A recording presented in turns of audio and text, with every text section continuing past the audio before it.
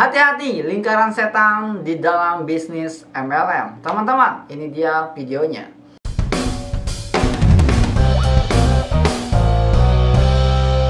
Baik teman-teman, selamat datang kembali bersama saya Andri Budiman di Koinspirasi Digital. Akhirnya saya bahas juga bisnis MLM. Ya, memang MLM ini dari dulu banyak kontroversi.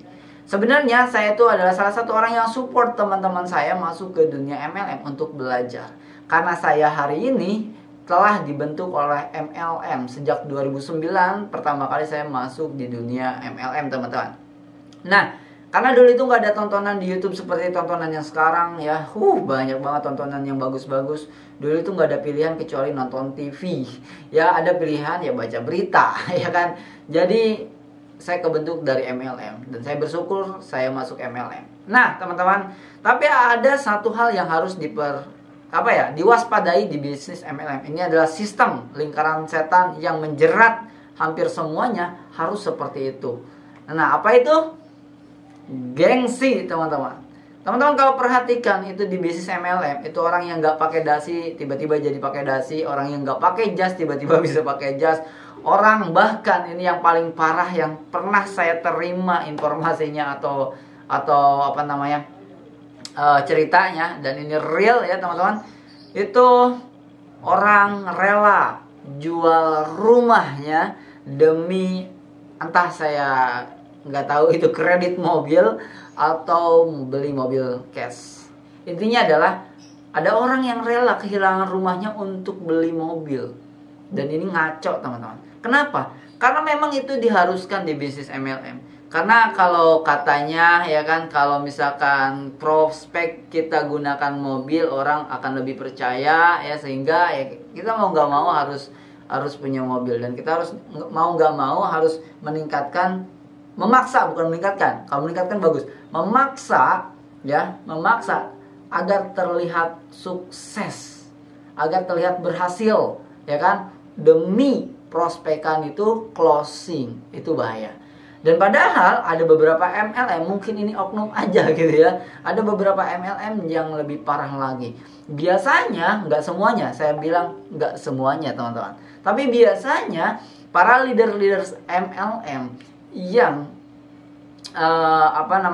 biasanya itu dikasih pinjem mobil tuh sama si perusahaannya. Jadi si perusahaan A, ini pasti banyak yang rame nih pro kontra ya, saya bilang nggak semuanya. Perusahaan A ya, perusahaan MLM A misalkan, dia ngasih pinjem ke 5 leader besar, misalkan leader kota, 5 kota leader besar misalkan ya, itu dipakai sekali ewang tuh ya mobilnya. Ya demi apa? Demi meningkatkan closing. Ya terus biasanya ngundang teman-temannya untuk ke acara gitu ya, dan mau nggak mau mereka harus nunjukin iPhone gitu ya, atau namanya iPad gitu ya, segala macam yang emang mahal-mahal. Dan itu bagus banget kalau memang kehidupannya sudah ada di situ. Dia beli cash, ya kan, dia nggak ngeganggu tabungan segala macam, dia nggak punya hutang segala macam, itu oke-oke aja ya. Tapi masalahnya adalah orang-orang yang baru gabung ini, dia memaksakan diri untuk berada di tempat itu. Demi itu semua ada yang dikorbankan, ya kan? Demi itu semua ada yang dikorbankan. Ada yang orang itu yang penting kelihatan keren, kelihatan gaya, akhirnya melenceng dari tujuannya ya. Yang penting closing. Tenang, closing, gak usah mikirin duitnya, saya bayarin dulu, nanti kamu prospek, kamu profit, nanti bayar ke saya. Ada yang kayak gitu teman-teman. Akhirnya apa? Boncos. Jadi gengsi itu berbahaya, tapi itu dibentuk di bisnis MLM teman-teman. Itu yang harus diperhatikan. Jadi kalau teman-teman mau gabung di bisnis MLM, saya sangat mensupport teman-teman semua untuk gabung di bisnis MLM. Kenapa? Untuk belajar. Pertama, mindset. Kedua, kerja kerasnya luar biasa. Yang padahal kerja keras itu sangat tidak sebanding dengan penghasilannya.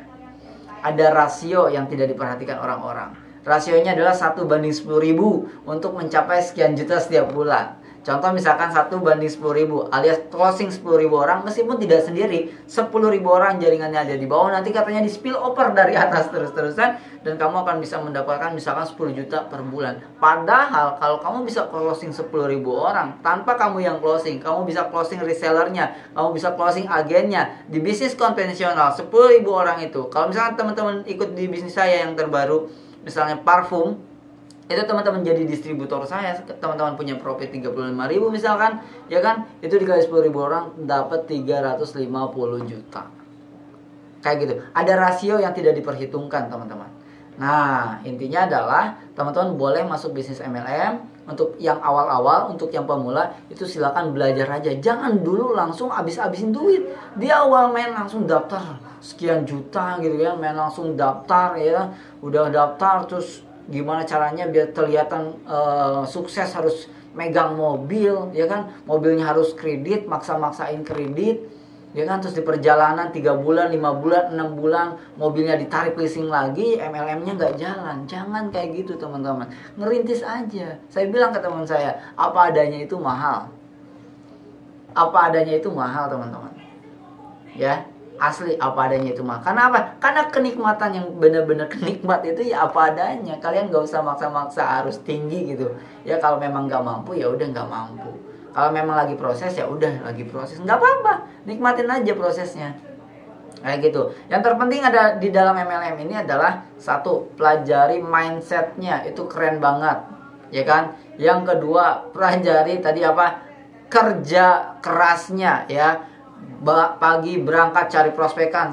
Nah, ada lagi nanti ada beberapa kesalahan orang MLM yang tidak diperhatikan ya. Nah, udah kerja keras tuh pulang larut malam tuh, saya juga ngerasain kayak gitu. Saya ke Bandung, ke Bekasi, keluar kota, ke Garut, ke Bogor, segala macam gitu ya, buat prospek dan ninggalin rumah, ninggalin keluarga demi hal yang rasionya tadi itu nggak masuk akal sebenarnya.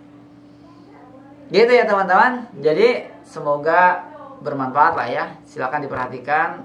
Boleh masuk MLM, pelajari mindsetnya, pelajari ilmu marketingnya kalau ada. Terus adalah ya pasti ya.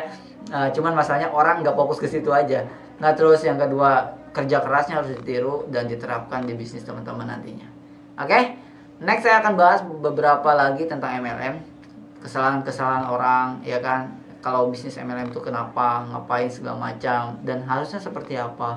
Nanti akan saya jelaskan di next content. Jadi silahkan di subscribe untuk teman-teman yang baru aja ditawarin bisnis MLM. Atau siapa di sini yang udah ditawarin bisnis MLM, seperti apa MLM buat kamu. Silahkan komen di bawah.